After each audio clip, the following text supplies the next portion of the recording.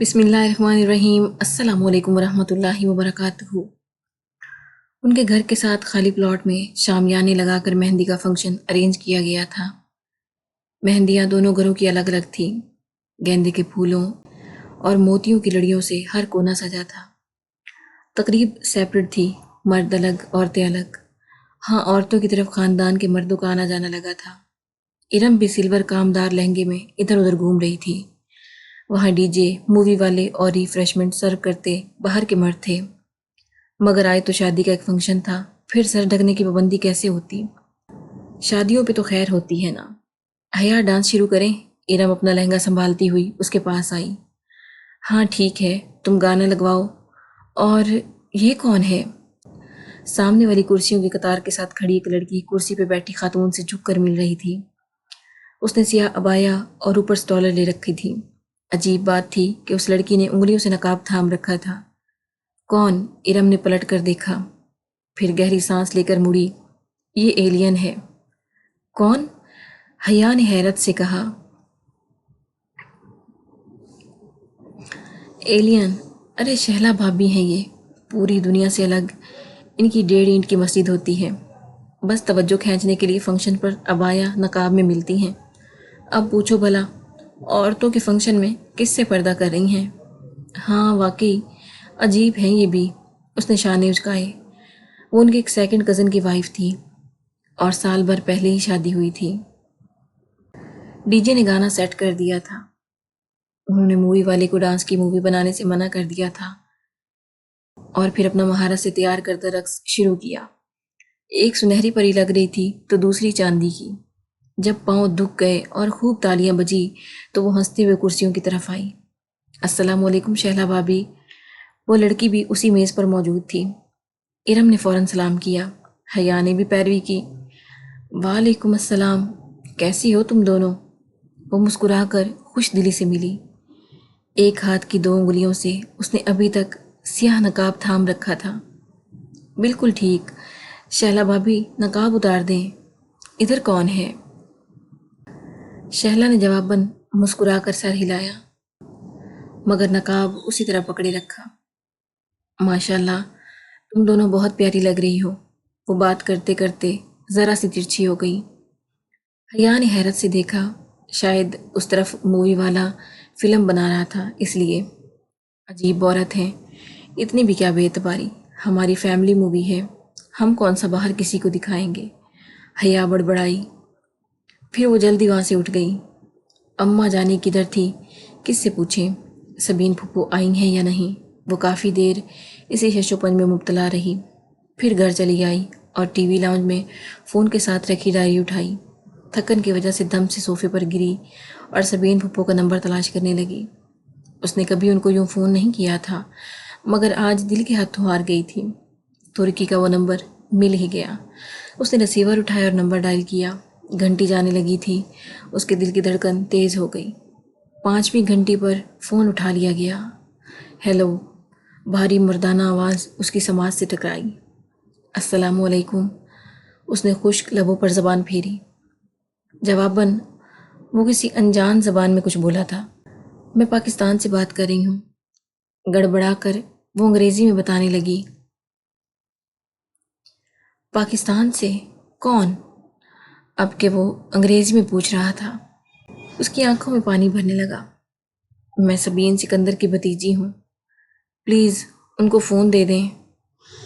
वो तो जवाहिर गई हैं, कोई मैसेज है तो बता दें। वो मसरूफ़ से अंदाज में कह रहा था। अब ये जवाहिर क्या था, उसे कुछ अंदाज़ा न था। वो सबीन फूफो ने पाकिस्तान नहीं आना क्या, दाऊद भाई की शादी पर? नहीं, वो बिज़ी हैं। शायद वो फ़ोन रखने ही लगा था कि वो कह उठी। आप कौन?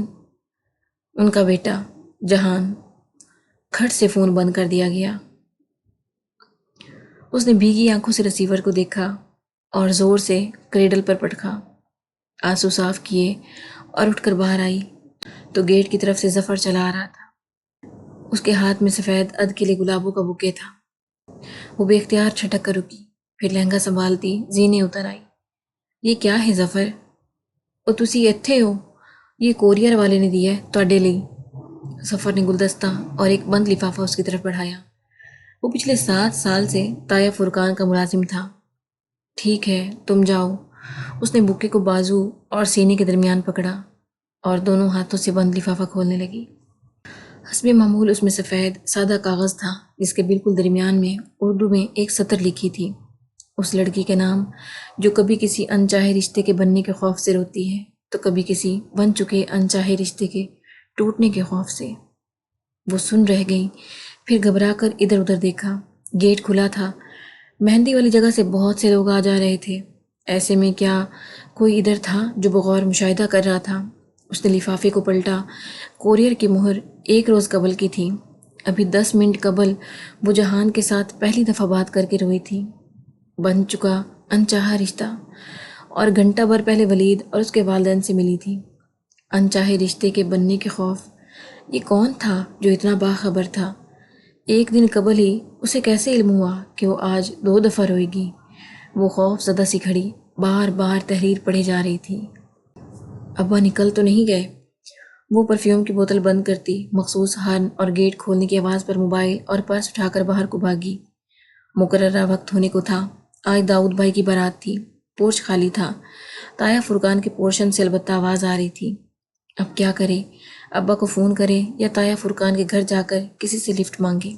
वो सोच ही रही थी कि गेट पर हॉर्न हुआ। उसने रुक कर देखा। सियाह चमकती कार बाहर खड़ी थी। उसकी हेडलाइट्स खासी तेज़ थी। उसने बेख्तियार माथे पे हाथ का साया बनाकर देखना चाहा। वो वलीद लगारी था, साथ फ्रंट सीट पर उसके वालिद और पीछे वालदा। अस्सलामुअलैकुम हया। वो दरवाज़ा खोलकर बाहर निकला। वो धीमी होती हेडलाइट्स में उनके सामने खड़ी थी। गहरे सुर्ख कामदार बग़ैर आस्तीनों वाली फ़्रॉक जो पाँव तक आता था और नीचे हम रंग तंग पजामा, गोल्डन दुपट्टा गर्दन में था। हमें मैरिज हॉल का इल्म नहीं है। अंकल हैं? वो उसे नज़रअंदाज करती लगारी साहब के दरवाजे के पास गई। अंकल अंकल पैराडाइज हॉल जाना है और अब्बा शायद निकल गए, मुझे पता ही नहीं चला। ओह, तो आपके चच्चा वगैरह? वो तो अब्बा से भी पहले चले गए थे। ठहरे ठहरे, अब्बा ज़्यादा दूर नहीं गए होंगे, मैं उन्हें वापस। अरे वो क्यों वापस आए? आप हमारे साथ आ जाओ बेटा। हाँ बेटा आओ। मिसिस महनाज लगारी ने फ़ौरन दरवाज़ा खोला। अब अगर अब्बा का इंतज़ार करती तो आधा फंक्शन निकल जाता। चले ठीक है। वो गाड़ी में बैठ गई। तो हमारी बेटी क्या करती है?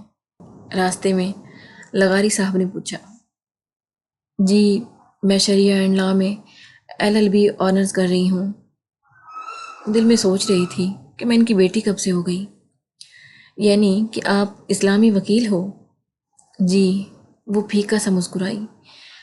ये लोग इतनी अपनायत क्यों दे रहे थे उसे? हया बेटा, आपका शादी के बाद प्रैक्टिस का इरादा है? क्योंकि मैं और आपके अंकल तो कभी इस मामले में ज़बरदस्ती के कायल नहीं हैं।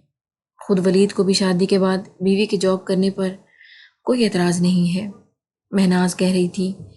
वो हक्का बक्का उनको देख रही थी। क्या मामलात इतने आगे बढ़ चुके हैं या वो इस खुशफहमी का शिकार थे कि अब्बा उनको कभी इनकार नहीं करेंगे? वो उस वक्त पुरसकून हुई जब मैरिज हॉल की बत्तियां नज़र आने लगी। लिफ्ट का शुक्रिया अंकल। वो अंकल और आंटी के साथ ही बाहर निकली थी। उसी पल अंकल का मोबाइल बजा तो मुआजरत करके एक तरफ चले गए। महनाज भी उनके पीछे गई। हया सुनिए, वो जाने लगी थी कि वलीद ने पुकारा। मुझे आपसे बात करनी है, मगर ये मुनासिब नहीं है। मगर मुझे इस रिश्ते के मुतालिक बात करनी है। अगर आप 2 मिनट अंदर बैठकर बात सुन लें तो। साथ ही उसने फ्रंट सीट का दरवाज़ा खोला और रोशनी का एक कुंदा उसके जहन में लिपका। मौका अच्छा था। उसको अपने निकाह के बारे में बताकर सारा मामला यहीं दबा सकती थी। ठीक है, लेकिन यहाँ हमारे रिश्तेदार हैं। अगर डोंट वरी, मैं कार को बैक साइड पर ले जाऊँगा, आप बैठिए। वो बैठी तो वलीद जन से गाड़ी आगे बढ़ा कर ले गया। आपको जो भी कहना है जल्दी कहिए, और मुझे भी कुछ कहना है। पहले आप कहिए। वलीद मैरिज हॉल की पिछली तरफ सुनसान गली में गाड़ी ले आया था। ओके, मुझे कुछ बताना था। मेरे अब्बा ने मालूम नहीं आपको बताया है या नहीं, مگر میں بتانا ضروری سمجھتی ہوں۔ میرا نکاح میری پھپھو کے بیٹے سے بچپن میں ہی ہو گیا تھا۔ وہ لوگ ترکی میں ہوتے ہیں۔ کچھ خاندانی مسائل کی وجہ سے میرے ابا ان سے تھوڑا بدظن ہیں اور مجھے ڈیورس دلا کر میری شادی کہیں اور کرانا چاہتے ہیں، مگر میں ایسا نہیں چاہتی۔ پلیز آپ انکار کر دیں۔ میں کسی اور کی بیوی ہوں، نکاح پر نکاح نہیں ہو سکتا۔ پلیز میں آپ سے درخواست کرتی ہوں۔ اس نے چہرہ اوپر اٹھایا۔ وہ یک ٹک گہری خاموش نظروں سے اسے دیکھ رہا تھا۔ یہ اس کا چہرہ تو نہ تھا وہ جو سارا راستہ ڈرائیونگ کے دوران دیکھتی آئی تھی۔ یہ تو کوئی اور ہی شخص تھا۔ پھر آپ نے کیا سوچا؟ اس کی آواز لڑکھڑا گئی۔ خطرے کا الارم زور زور سے اس کے اندر بجنے لگا۔ کس بارے میں؟ وہ بوجھل آواز میں بولا تو وہ دروازے کی طرف سمٹی۔ اس کا ہاتھ ہینڈل پر رینگ گیا۔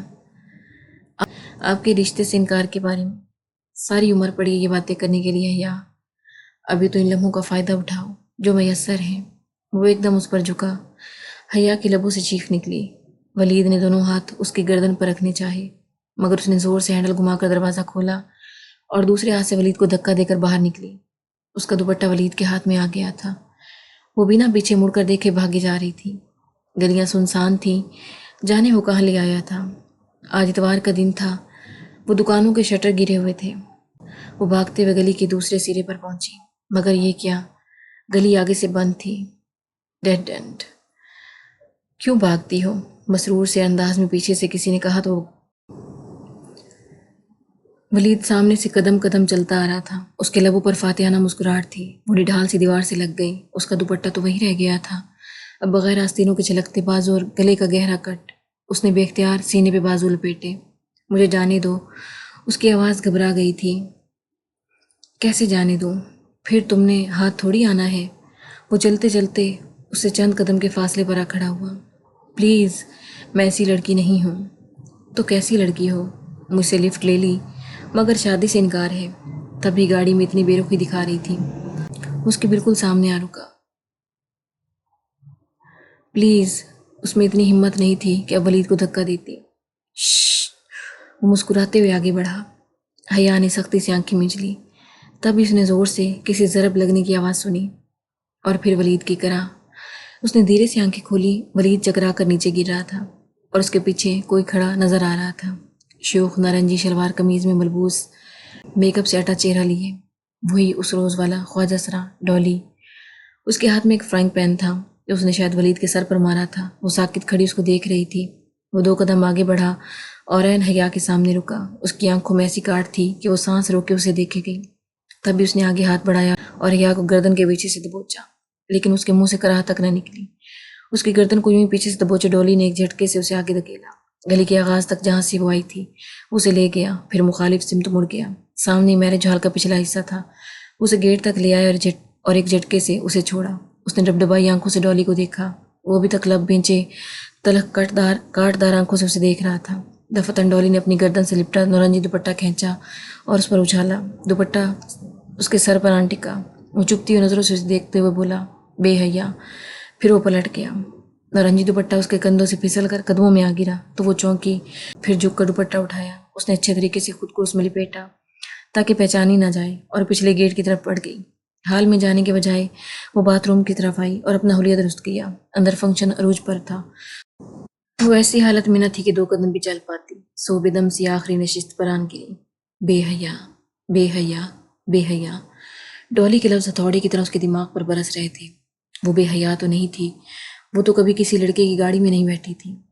اس سے تو یہ غلطی پہلی بار ہوئی تھی۔ پھر سوچ کر دماغ پھٹا جا رہا تھا۔ وہ آدھے فنکشن کے بعد ہی طبیعت خرابی کا بہانہ کر کے چلی آئی تھی۔ یہ داؤد اور سونیا کی شادی کے چند دن بعد کا ذکر ہے۔ صبح سے سردی بہت بڑھ گئی تھی۔ دسمبر ختم ہونے کو تھا اور ہوا ٹھٹھرا دینے والی بن چکی تھی۔ ایسے میں وہ کیمپس میں اسکالرشپ کوآرڈینیٹر کے آفس کے باہر دروازے پر لگی لسٹ کو دیکھ رہی تھی۔ ایسمس مینڈس ایکسچینج پروگرام کے تحت اسٹوڈنٹس میں سے صرف 2 لڑکیاں سوانچی یونیورسٹی جا رہی تھیں، حیا سلیمان اور خدیجہ رانا۔ یہ خدیجہ رانا کون ہے بھلا؟ وہ سوچتے ہوئے اپنے یہ کھوتے ہاتھ آپس میں رگڑ رہی تھی۔ سردی سے اس کی ناک سرخ پڑ رہی تھی۔ لانگ شرٹ اور ٹراؤزر پر اسٹائلش سا لانگ سویٹر پہنے وہ دروازے کے سامنے کھڑی تھی۔ دفتن عقب سے کسی نے پکارا، ایکسکیوز می۔ وہ چونک کر پلٹی، پیچھے ایک لڑکی کھڑی تھی۔ کندھے پر بیگ، ہاتھ میں ڈائری اور پین اور آنکھوں پر بڑا سا چشمہ۔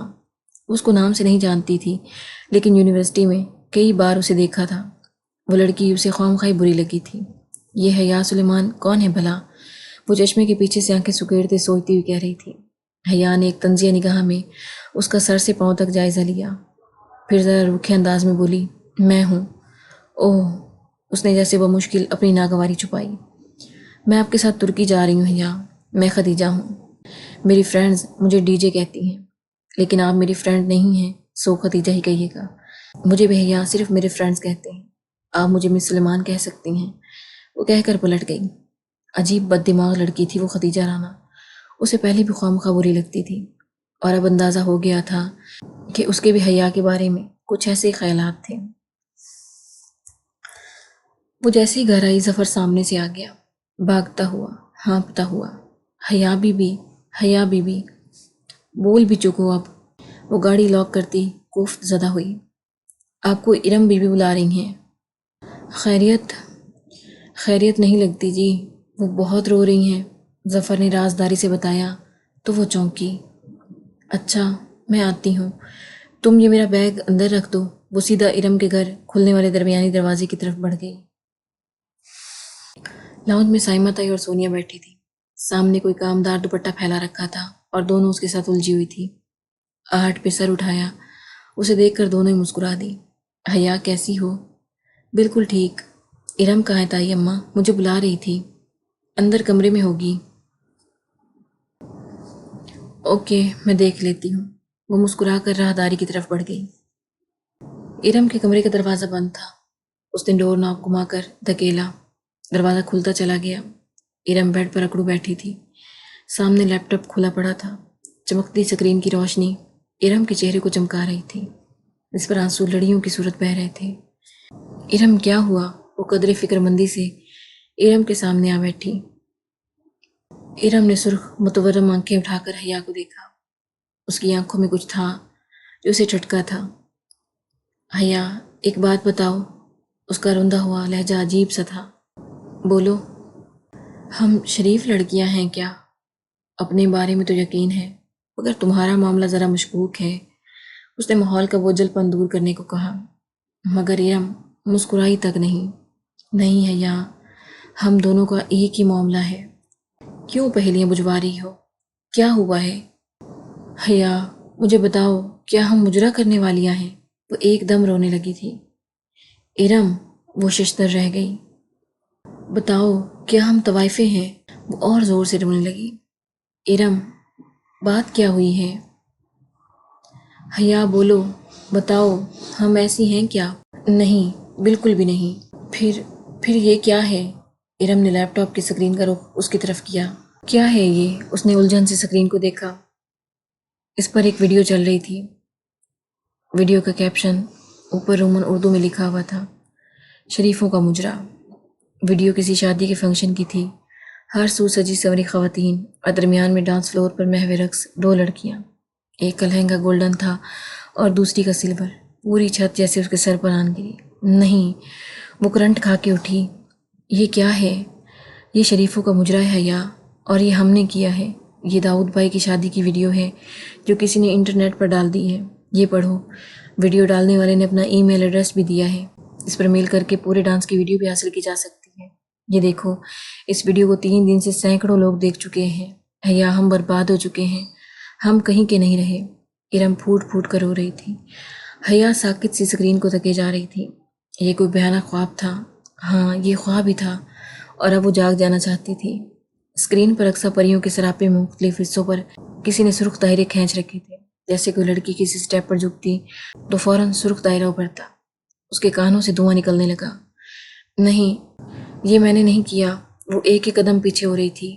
اس کے لب کپ کپا رہے تھے۔ ارم اسی طرح بلک رہی تھی۔ میں مجرا کرنے والی نہیں ہوں، میں شریف لڑکی ہوں۔ یہ ہم ہی ہیں حیا، ہم برباد ہو گئے۔ اس کا سر چکرانے لگا۔ یہ سب کیا ہو گیا تھا؟ ویڈیو کے سینکڑوں ویوز لکھے آ رہے تھے۔ کیا وہ پورے شہر میں پھیل گئی تھی؟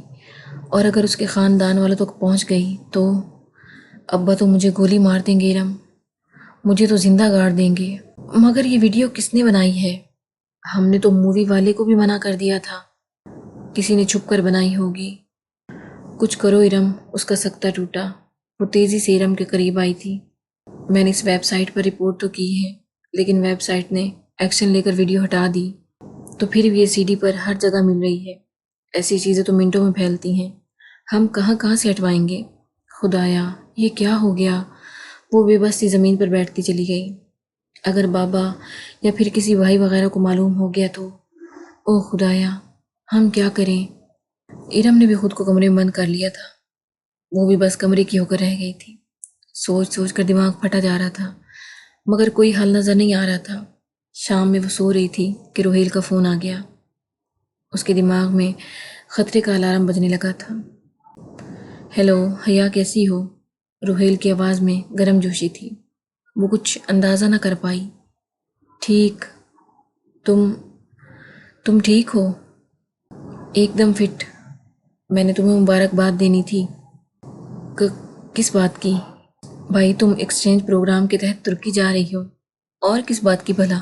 اوہ اچھا، تھینک یو سو مچ۔ اس کی اٹکی ہوئی سانس بحال ہوئی تھی۔ کب تک جانا ہے؟ وہ خوشی سے پوچھ رہا تھا۔ جنوری کے اینڈ تک یا فروری کے شروع تک۔ تو کیا تم ادھر سبین پھپھو کی فیملی سے ملو گی؟ پتہ نہیں، ابھی سوچا نہیں ہے۔ کیا بات ہے، تم اپسیٹ لگ رہی ہو؟ وہ ذرا پریشان ہوا۔ ارے نہیں، وہ فوراً سنبھلی اور پھر ادھر ادھر کی باتیں کر کے خود کو نارمل ظاہر کرنے میں کامیاب ہو ہی گئی۔ فون بند ہوا تو ارم کی طرف چلی آئی۔ یوں منہ سے لپیٹ کر بیٹھنے سے کچھ نہیں ہوگا تو کیا کریں؟ ارم نے تکیہ پھینکا اور اٹھ بیٹھی۔ سب سے پہلے تو سارے گھر کے کمپیوٹر سے اس ویب سائٹ کو بلاک کرتے ہیں، تاکہ کم از کم گھر والوں کو تو نہ پتہ چلے۔ پھر اس کا کوئی مستقل حل سوچتے ہیں۔ ٹھیک ہے چلو۔ امید کا سرا نظر آتے ہی ارم اٹھ کھڑی ہوئی۔